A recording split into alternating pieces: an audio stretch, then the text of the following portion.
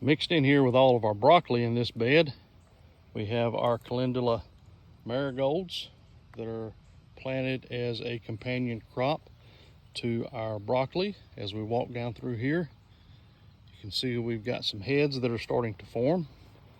I was wondering, as thick as this broccoli was growing, if we was ever going to get any heads to develop, but sure enough, they're coming along. So we'll be picking us some broccoli here very shortly. Down here on this bed, we have some more of our jewel nasturtiums.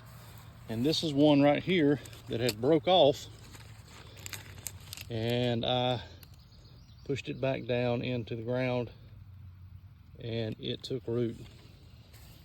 Also, we have a little bit of thyme that is growing here in this bed. We planted some herbs along with some of our flowers and our vegetables.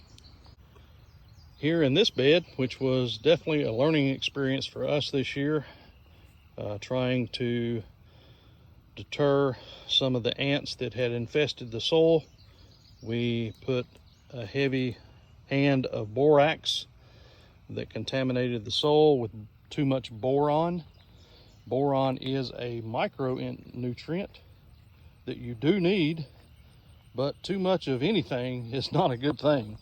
So we've learned from that mistake, but we've come back in and tried to take most of the contaminated soil out, and then come back in with some sweet bell peppers, and we've done another planting of half runners up against this side of the trellis.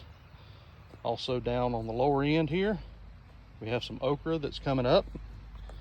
And believe it or not, folks, we've already got some pods that are starting to develop.